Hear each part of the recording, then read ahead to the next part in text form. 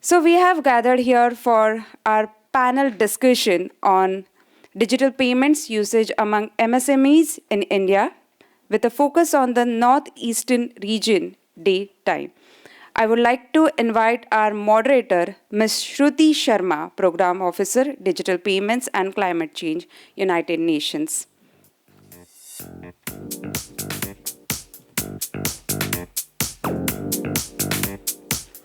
Good morning, everyone, and a very warm welcome to this session. I'm Shruti Sharma from the United Nations Better Than Cash Alliance, and it's a real pleasure to be moderating this session. It has been super exciting to see the energy of digital community at Global FinTech Festival, and over the past 2 days, we have heard so many inspiring reflections including from the Honorable Finance Minister and other digital champions on how India's journey with UPI and digital public infrastructure has truly transformed the inclusion landscape in India. It stands today as one of the most transformational global examples of how government leadership, coupled with collaboration with public and private sectors, can create real impact.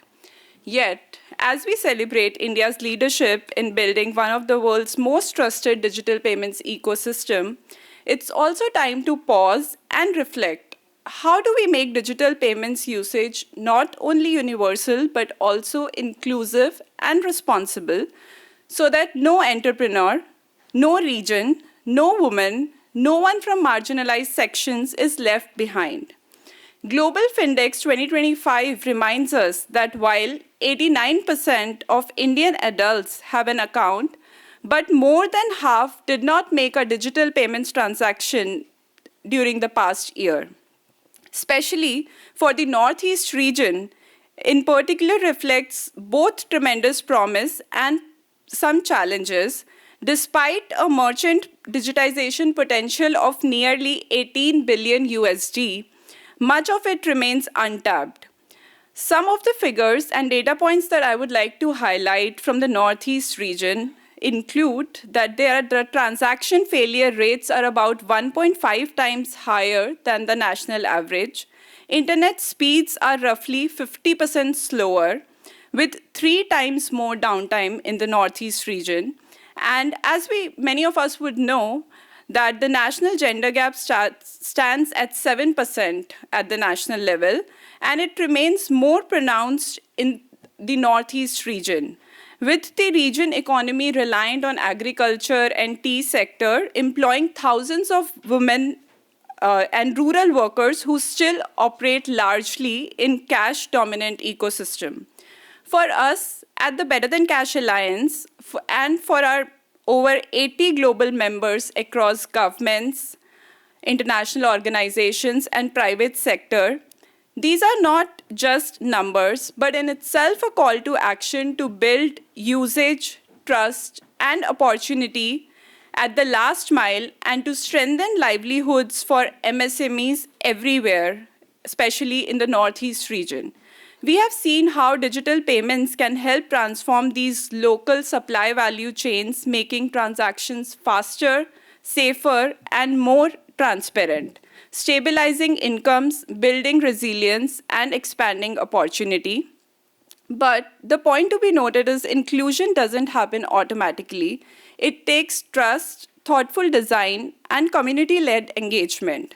That is why our work is anchored, along with our members, including the Government of India, in the UN Principles for Responsible Digital Payments, which focus on designing for individuals, prioritizing women, embedding accountability and transparency from the very first step of the digital payment value chain.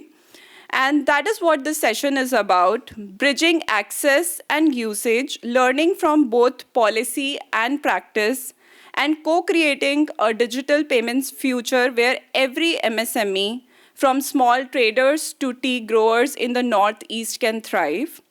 Without further ado, I would like to open the session and I'm delighted to invite Dr. Angela Lusigi, UNDP's resident representative in India. And she's a strong advocate for inclusive and responsible digital transformation. welcome Dr. Angela. The floor is yours.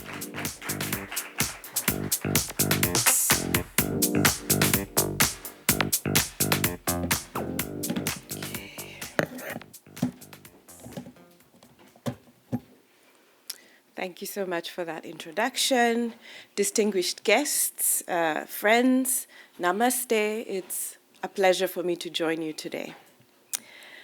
I've been in India for a year, and one of the things that first struck me when I arrived in India was that little black and white QR code everywhere. It's pasted to a tree, beside a roadside barber, resting on a coconut water cart, perched on a shelf at the local grocery store, or propped on a pile of hand-woven scarves sold by women artisans.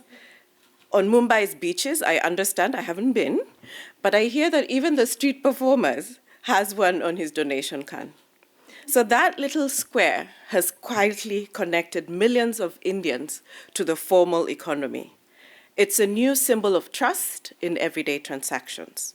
So it feels fitting to speak about digital payments here in Mumbai, which is the financial capital of India and the perfect host for the global fintech fest, where innovation meets inclusion, and where the next generation of financial solutions is being imagined, just not for India, but for the world. Now, we all know India's digital story. It's one of the boldest financial inclusion transformations anywhere in the world.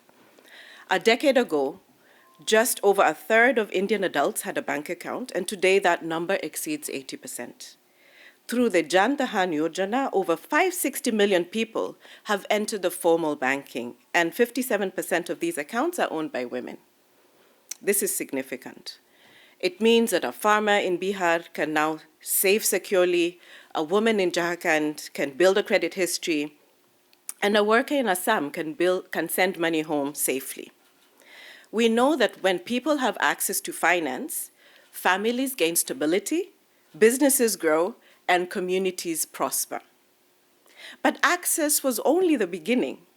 The real breakthrough came when finance went digital, when the bank moved from the brand to the palm of your hand, when a QR code became a gateway to opportunity. And today, as we've heard, India leads the world in fast payments. The Unified Payment Interface, the UPI, processes more than 18 billion transactions every month and accounts for 85% of all the digital payments in the country. The government of India deserves credit for this transformation. In coordination with the Reserve Bank of India, NPCI, fintech innovators, banks, and state governments, it has made digital payments a true public utility.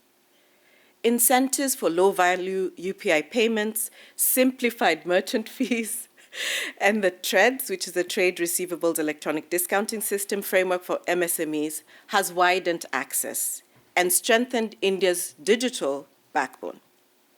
Yet financial inclusion needs to go further, to move from access to transformative impact.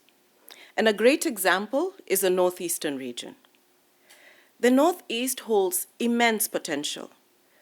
We already know that the region has significant digital access, a recent report which was supported by UNDP on the progress on the Sustainable Development Goals at district level for 8 states in the Northeast, reveals that the majority of districts across states in the Northeast have a high level of internet connectivity and mobile coverage. Building on this digital access, a joint Better Than Cash Alliance Métis report estimates that there is an opportunity for an $18 billion retail digitization opportunity if 1.5 million small businesses in the regions adopt digital payments. The RBI's Payments Infrastructure Development Fund has already enabled nearly 48 million new digital touchpoints across smaller cities and the Northeast. We know Assam has nearly 300,000 digitized merchants, and Tripura, who is represented here, is nearing national levels for digital infrastructure penetration. Yet the challenges remain. Transaction failures are nearly twice the national average, driven by 3 times higher network downtime and 50% slower internet speeds. Merchant acquisition costs are almost double elsewhere, and many small retailers still don't know how or why to go digital. Connectivity gaps, limited Aadhaar coverage, and a low digital literacy makes it harder for MSMEs, particularly in Arunachal Pradesh, Nagaland, and Mizoram, to leverage digital tools fully. For women entrepreneurs, the barriers are even steeper. Many run small farms, small weaving units, or home-based ventures, yet face limited mobility, lower digital literacy, and less access to formal finance. And even when they own smartphones, few have the confidence or training to use financial apps safely. With limited collateral, many rely on family or informal networks to sustain their businesses. These are not gaps in ambition, they are gaps in access. To close this gap, I would like to suggest 4 ideas so that we can fully harness the transformative power of financial inclusion for human development that leaves no one behind.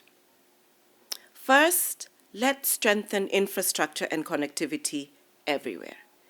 Digital payment needs strong digital highways, so expanding last-mile broadband and mobile coverage, especially in districts with hilly and remote terrain, will cut transaction failures and build reliability. Second, build trust through digital literacy for all. People stay digital when systems are transparent, fees are fair, and help is close at hand. UNDP's work with state partners in the Northeast shows how community-led trainings helps women entrepreneurs and youth to use digital systems confidently and safely. Third, design for inclusion and not adaptation. Fintech must speak the language of its users.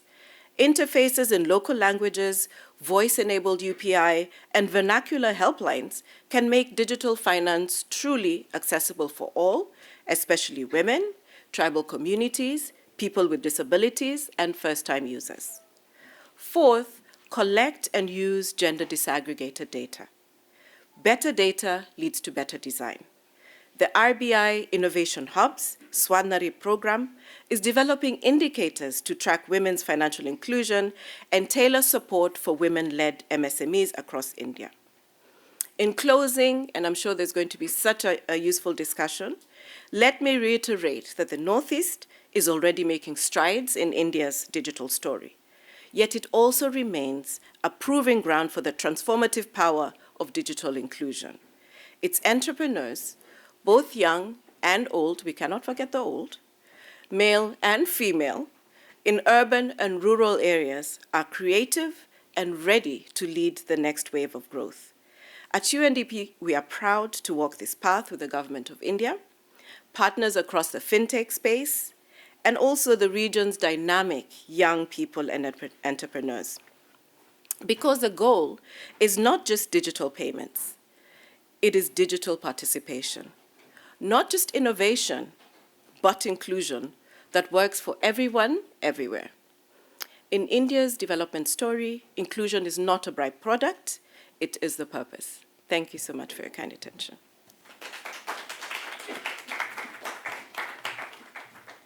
Thank you so much, Dr. Angela. And indeed, India's digital transformation is commendable. And thank you also for reminding us that the solutions need to be human-centric and designed for individuals. So, linking and a good segue to our next part, to bring in voices from the ground, we now have with us Ms. Himani Debrama, a woman entrepreneur from Tripura, associated with Youth Aid Foundation. She would be sharing how digital payments have supported her business and the challenges that still remain for her. Please welcome on the stage and share your story. And my colleague Abhishek would be translating it for the audience because she would be speaking in her native language. Please. Thank you सबके नमस्कार हो मेरा नाम हेमनी देवरमा है मैं त्रिपुरा से आया हूँ मैं शुरू से मैंने दुकान चल रहा है बिजनेस डिजिटल को जो लिया था मैं बहुत अच्छा लगा है मैं ज़्यादा नहीं समझता है आज मैं जाना पड़ेगा सूत्र से दुकान से तीसरा के लिए बड़ा करना चाहती हूँ मेरा ऐसा है मेरा बिजनेस ज़्यादा बोल नहीं सकते मैं ऐसा है Okay. Thank you. Thank you so much. I think she was not able to make the complete statement, but I'll just help translate whatever she intends to share. Okay. You speak Hindi. No, no, please. You translate what she said. Okay. So she said, I am, Namaskar, I am Himani Devrama. Ye wala? Okay. It's okay, I can use this. Namaskar, I am Himani Devrama from Dayaram Pada village in Jampu Jala block, Tripura. I began my journey as a small shopkeeper in 2016 through my self-help group called Khumber, with support from the Youth Hate Foundation E-Summits program. Over the years, with hard work and my community's support, my business has grown. Today, my shop provides groceries and daily essentials to my neighbors, and my husband and I also run an auto rickshaw. We both now accept payments through QR codes, but the road to digital wasn't easy. In rural Northeast India, we face many barriers. Internet connectivity is weak. Sometimes it takes several tries just to scan a QR code. Many villagers lack confidence using mobile apps or UPI. They fear losing money and they lack trust. Banks are far away and every visit costs time and travel. And while people are eager to learn, we need more training in local language to build trust and understanding. Still, I chose to go digital because I believe this is the future. Digital payments have helped me manage accounts better and attract younger customers who prefer cashless options. I dream of expanding my shop and creating jobs in my village. For that, we need stronger internet, better training, and easier access to financial services. I may be just one woman from Tripura, but there are thousands like me across the Northeast ready to grow, adapt, and lead if they are given the right support. Thank you.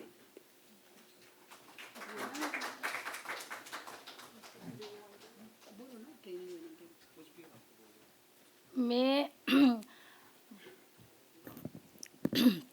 मैं भी चाहती हूँ इस बारे में जानना चाहती हूँ मोबाइल से मैंने फोन पे है डिजिटल के लिए मैं परिवर्तन करना चाहती हूँ मैं जानना चाहती हूँ कैसे बनना लगे कैसे बिजनेस करेंगे ऐसा मैं सपना था मेरा बनना चाहती हूँ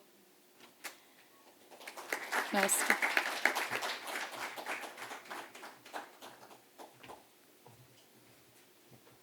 Thank you so much, Himani, for sharing your journey and and reminding us that trust is still a big challenge for MSMEs and the first-time users.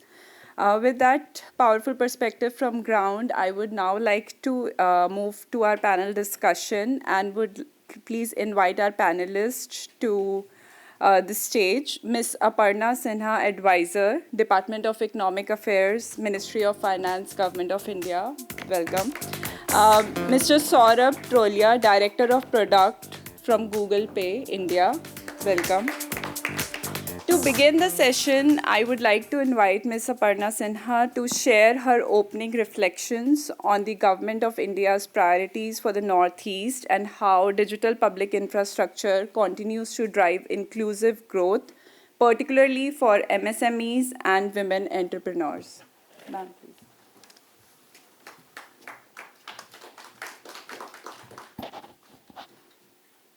Thank you, Shruti. It's indeed an honor to be part of this gathering. और Himani, thank you. हम लोग को आपके जैसा user और चाहिए. We need you people. And thank you, Dr. Angela. In fact, what I'm going to say today morning, a lot of it is similar to what you've already said, but I think it's a story which needs to be said again and again. India's digital public infrastructure, commonly known as the India Stack, is built on the three foundational layers of digital identity, Aadhaar, digital payments or the UPI, and the data exchange layer, such as the account aggregator. In short, The DPI is a collection of digital physical infrastructure that are inclusive, interoperable, open, scalable on a population of India's size, and of course, secure. These provide the necessary building blocks for the private sector to innovate and grow. The second pillar of the DPI, namely the digital payments pillar or the UPI, has been nothing short of transformative in its impact. India was the first country to introduce a public utility for digital payments. Let me not go into the statistics, Dr. Angela has already talked about it. Effective from January 2020, to promote digital transactions and financial inclusion in India, the merchant discount rate was set to 0 for RuPay debit card and UPI person-to-merchant transactions.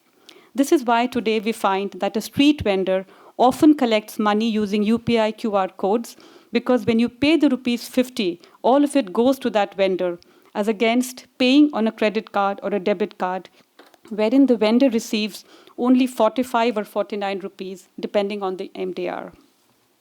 Let me come to the crucial issue of credit availability for MSMEs and how the DPI is facilitating it.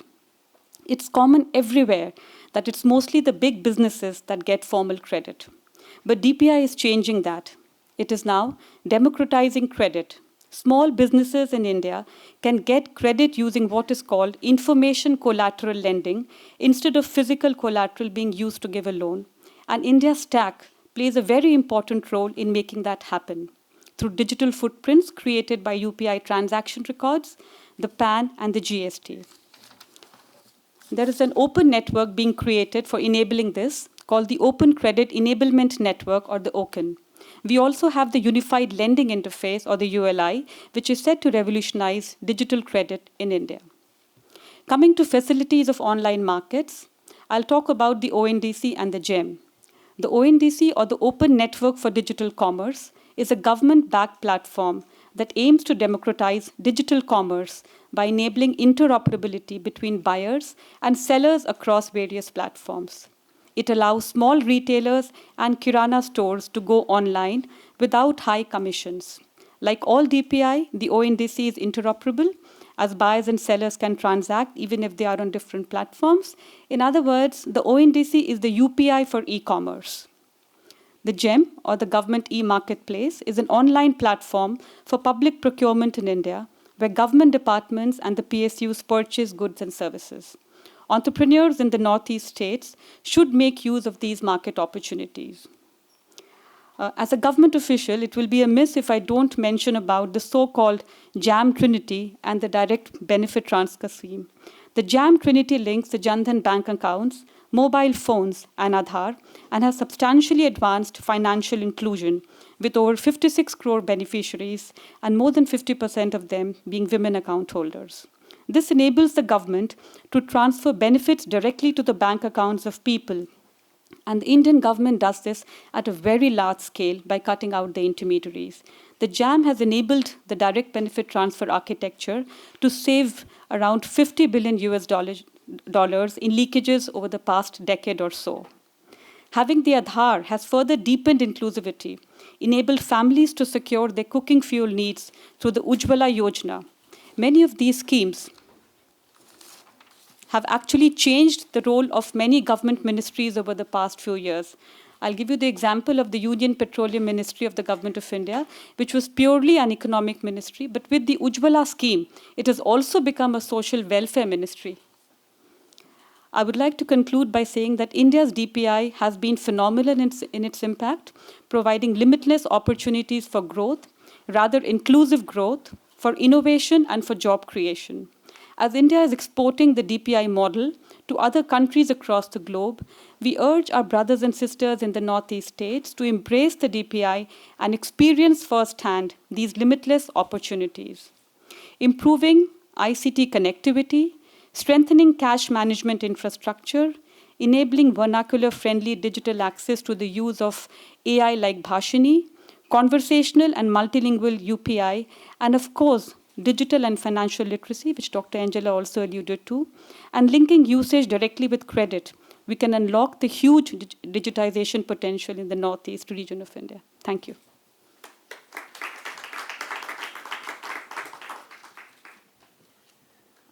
Thank you so much for highlighting these important initiatives and steps taken by Government of India. Before we continue with the discussion, I would like to take a brief moment for a group photograph and invite Dr. Angela on stage because I know she has to leave for another engagement. So please, Dr. Angela, and also Himani on the stage for a group photograph. Yeah. And also our Managing Director, Anshuti Babazi.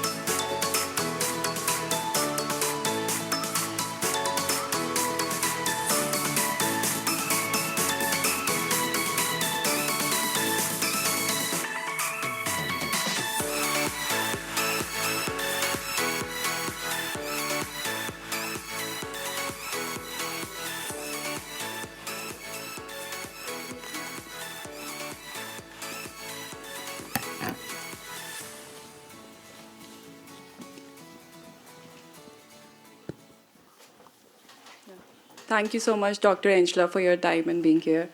And thank you, Ms. Aparna, for sharing all the relevant data points and setting the context for the discussion. Saurabh, I would like to ask you from a private sector perspective, I know Google Pay has also been instrumental in driving digital adoption across India from urban centers to small towns. So what technology or product innovation have proven most effective in reaching underserved merchants, especially in the Northeast, or if you have learnings from the other similar parts of India to share? Yeah. No, thank you. I think it was very humbling to listen to everybody to understand the challenges that we are facing in Northeast India. And if we take the learnings and look forward, I think the problems have to be solved in three tiers. The first one is access, second is comfort, and third is value driven. And when we talk about access, like I think based on all the studies and you talk, most of the time access starts from a support group. There's a woman there who champions the cause, who helps people be comfortable, and she, what I call is the agent of change. Now, I think with technology, especially with generative AI, I think we have an opportunity to proliferate and have every person their own agent of change. And here, this agent of change will work if she can talk the language which the person understands. Like for example, I don't know how many folks attended the talk right before this. Like at Google DeepMind, we have a project called Vani, where the idea is to say we should have voice-based interaction for more than 100 languages in the country. And a lot of them don't even have any written text so far. So the question is, when we have this agent, you make sure it speaks their language. Second, it speaks in the same emotion. They understand where the person is coming from. And the third part is it helps simplifies what people need to know. So this way, along with the physical agent, every person, like thousands of entrepreneurs can have their own virtual agent which will help them. That's part one. The second part is once they feel comfortable with the agent, I understand, let me go to the next step, comfort. I think one point which was mentioned earlier was very key. As people start, they are very uncomfortable and they blame themselves and if anything goes wrong. So the question is, how do we solve that? And I think this case, the technology has to really up-level to solve that problem. And I think this can again happen in 2 or 3 facets. The very first one, today actually UPI over like about 8 years has developed a lot of support to provide real-time update on the transaction failures. But what happens is, like as we know that the 600 banks on UPI network, but a lot of regional banks don't support all the capabilities. This is because they may not have the tech powerness or it is just too expensive to do. So the question is, since most of the folks in the regional area bank with regional banks, how do we make sure the capability is up to date so it helps the user? That's part one. The second part, like we heard, like internet connectivity is a problem. Internet connection is there, but speed is a problem. Uptime is a problem. The third one is 2x failures. So along with NPCI, like UPI Network has actually championed something what is called UPI Litex, offline payment. It was actually showcased at GFF about 2 years back. So I think as a country, it's very important to say with all these capability, how do we drive use cases in the region where it's applicable? Because what happens, a lot of people live in tier 1, tier 2 city when the feature gets launched. So the idea is how do we have segment-based growth in each area so we can drive adoption. And with offline payment, you don't need internet. It can be a lot safer. So when you go home, the settlement can happen. And I think the third example could be many times, like as I understand, in the main region of Northeast, electricity is not a problem. But when you go to the hilly areas, even that could become a problem. So like for Google Pay and a lot of other players, we have SoundPort. But the question is, can it be a lot more power effective? That's one. And how does it run much longer and drive value and innovate for that region? That's part two. So we talked about access, you build comfort, and the third thing is value. Like ma'am talked about access to credit. Let's take that example. So what happens is even part of Google Pay, as we look at it, we realize a lot of large banks are okay. There's a lot of government incentives to say, you know what, we are okay to onboard, but we don't have credit. We're not comfortable giving credit. And I think there are 2 or 3 reasons for it. Because as ma'am said, right now credit is moving from asset to information collateral. So there are 2 or 3 things which need to happen to make that viable. The first one is people need to consistently use the service. So they have a good and a strong information base. That's one. The second part, what happens is people need to start and have financial literacy, like the agent to tell them what is the right amount, how much they need to lend, and why is the discipline important to pay back. This is because if we know in India when credit underwriting happens, it happens at a zip code level. So it's possible that 90% of people are doing well, but if 10% don't have right fiscal responsibility or they may not be aware, this could actually impact the whole region. So here, I think the community will play a very strong role in helping drive awareness, and apps like Google Pay, PhonePe, and others can even reinforce positive behavior that if you pay on loan your time, you're not only looking after you, but you're looking after your community too.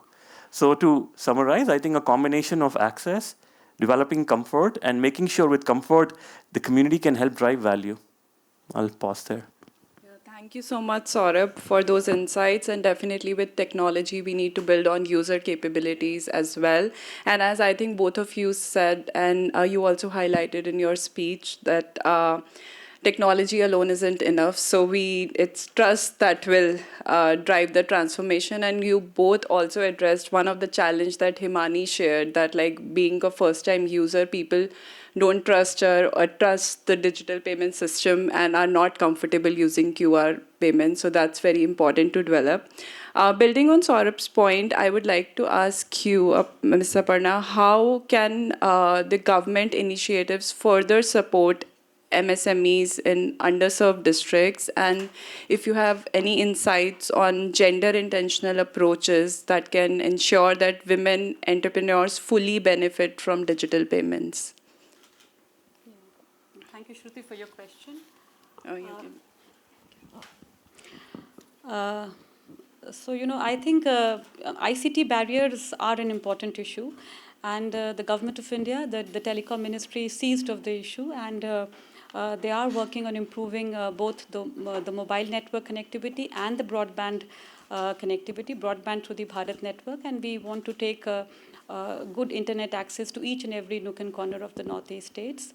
I'm not sure if you're aware, the Reserve Bank of India also has the Payments Infrastructure Development Fund scheme, which provides 90% subsidy to small businesses and MSMEs for the POS and the acceptance infrastructure in their shops. So I think these will go a long way, when it comes to improving ICT infrastructure in this region. We also have a simplified KYC, the Know Your Customer for small businesses. They have the Udyam registration card, and it is digitally linked with your IT returns, and that is a good enough proof that you have a business activity, and that simplifies and digitalizes the KYC process, which again becomes very important when it comes to small businesses and sole proprietors. As Mr. Saurabh mentioned, we are trying to innovate and come up with new schemes that can improve the usage of UPI. We have just come up with the credit facility on UPI. If you have a RuPay credit card, and that's on the UPI, plus you have the credit lines on UPI. And as he mentioned, we have the UPI 123 pay feature, which is a feature phone feature, and the merchants can use that even if there is low internet penetration and connectivity. You can use that for accepting digital payments. And of course, there are schemes, other schemes from the Government of India, for instance, the Mudra loan scheme, which has the ceiling has been increased to 20 lakhs. The threshold has been reduced from 500 crores to 250 crores, and all of them will make easy working credits available to small businesses. We can actually go on. There are a number of schemes which the Government of India is running. But just one last point, I think, which has been alluded to by all the speakers here today morning, is the importance of trust, and some level of digital literacy and financial literacy when it comes to using digital modes of payments. And we, as I think, not just women, every house owner in the country today has a responsibility, and we can play our part. If just each one of us, take a pledge that we will handhold our domestic helps, whether they are our cooks, whether cleaners, gardeners, drivers, help them download the app onto the. Most of them have, I think, at least one member in the family is having a smartphone, and if we, just encourage them to download the app and handhold them into, start initiating making these payments at a shop, or making transfers to your families and relatives. And once they gain, because they are with you, they work for you. So basically, a week or 10 days of hand-holding is enough, I think. And once they get confident, they can pass on this knowledge to others in their families and communities. And that is how, the system of being confident to make digital payments, accept digital payments, that is how it grows. I think that will go a long way. Yeah. No, thank you so much for sharing these forward-looking perspectives. And building on what you said, and we have been discussing about trust gap, literacy gap, financial literacy gap. So sort of from a private sector perspective, how Google Pay or other fintech companies are working towards bridging this trust gap and enabling more designing for individuals like merchants, small businesses, agriculture workers to adopt digital payments sustainably?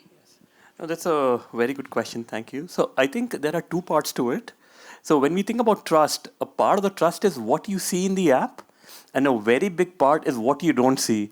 It's almost like an iceberg. Like when you look at the iceberg, it's only part of it visible on top, but most of it is behind the surface. So I think when we talk about what's visible, I think in Google Pay, we constantly experiment and try what are different modalities so that it becomes easier for people to access the app.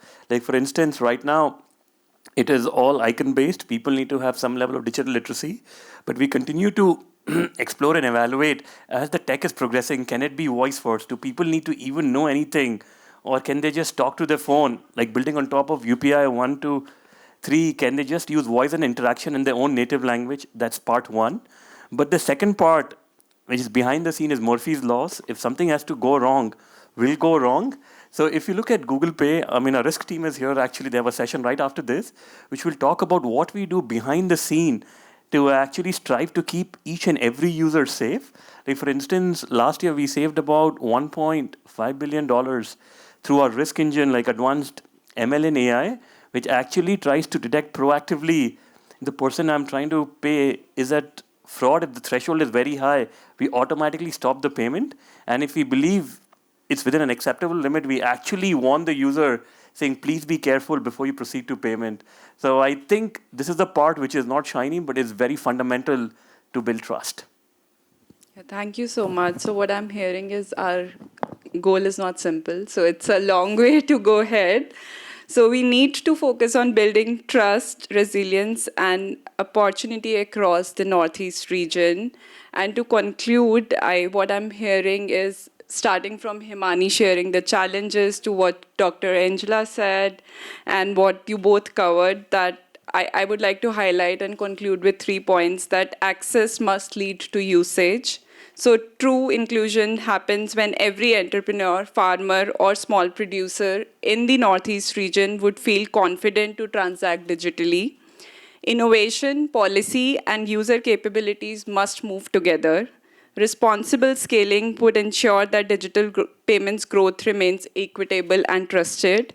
And specifically for women and small entrepreneurs like Himani, they should also have a voice in all the discussions and when we are designing for products, because we need to understand what are the challenges they are facing, so they need to be on the table for co-creating design solutions. So thank you so much for all the insights and great forward-looking suggestions. I would also like to share with everyone that together with Department of Financial Services, we'll soon begin a pilot in the Northeast region for merchant digitization.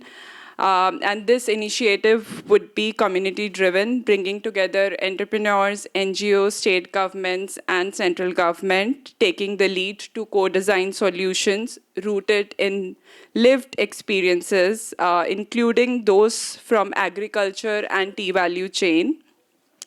On behalf of UNDP and the Better Than Cash Alliance, I would like to thank everyone, and especially our esteemed panelists, for being here and for your time. Thank you.